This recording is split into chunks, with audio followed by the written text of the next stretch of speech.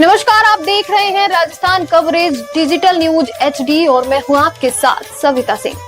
हम आपको रूबरू करवाएंगे राजस्थान एवं अन्य राज्यों की हर छोटी बड़ी खबरों एवं पॉलिटिक्स से जुड़ी खबरों से। तो चलिए देखते हैं क्या है आज की खास खबरें। बारां शहर में आयोजित होने वाले डोल मेला पर्व को देखते हुए जिला प्रशासन पूरी तरह से सतर्क मोड पर है। जिले के कलेक्टर रोहिताशु सिंह तोमर एवं SP अभिषेक अडासू के नेतृत्व में मंगलवार को शहर में फ्लैग मार्च निकाला गया। इस दौरान पुलिस बल के साथ प्रशासनिक अधिकारी भी मौजूद रहे। कलेक्टर रोहिताशु सिंह तोमर ने जानकारी देते हुए बताया कि मेले की भव्यता और जन संचालन को ध्यान में रखते हुए सुरक्षा के विशेष इंतजाम किए गए हैं। पूरे मेला क्षेत्र में CCTV कैमरे लगाए गए हैं और ड्रोन से निगरानी रखी जाएगी ताकि किसी भी प्रकार की संदिग्ध गतिविधियों पर तुरंत कार्यवाही की जा सके। साफ सफाई की व्यवस्था को भी मजबूत किया गया है। नगर परिषद की टीमें नियमित रूप से साफ सफाई कर रही हैं। वहीं कानून व्यवस्था बनाए रखने के लिए 700 से अधिक पुलिसकर्मी तैनात किए जाएंगे। असामाजिक तत्वों पर खास नजर रखी जाएगी। वहीं शहर के मंदिरों में देव विमानों की साज सज्जा को लेकर अंतिम रूप दिया गया है।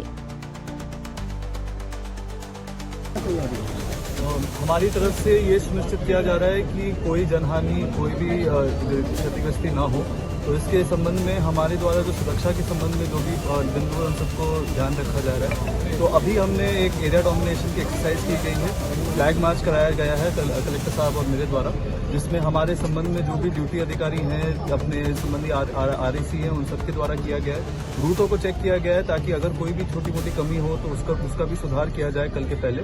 हमारी तरफ से जो जाब्ते का डिप्लॉयमेंट है उसकी भी ब्रीफिंग की जाएगी कल सुबह, ताकि सारी व्यवस्थाएं माकूल रहे और हमारी तरफ से कोई कमी ना रहे। जवान लगाए करीब 750 के जवान शहर में लगाए गए हैं। पूरे जिले में 1100 के ऊपर हो जाएंगे, क्योंकि अन्य कस्बों में भी है ये कार्यक्रम। और हमारी तरफ से पूरी तैयारी और हो चुकी है। मेला भरा जाएगा हमारे 17 दिन का।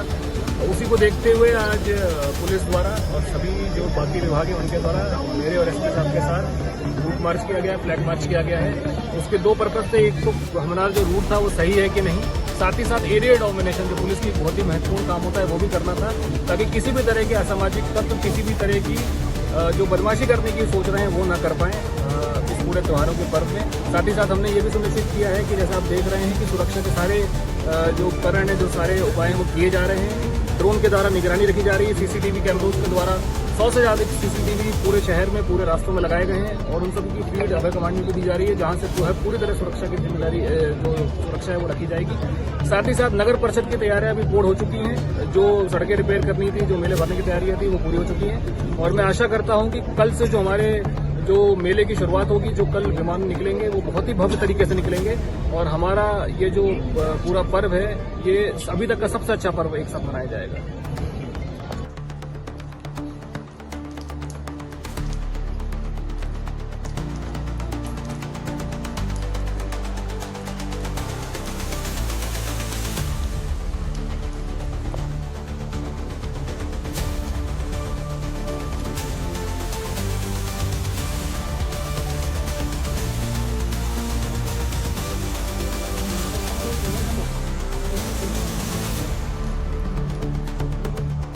की गई है।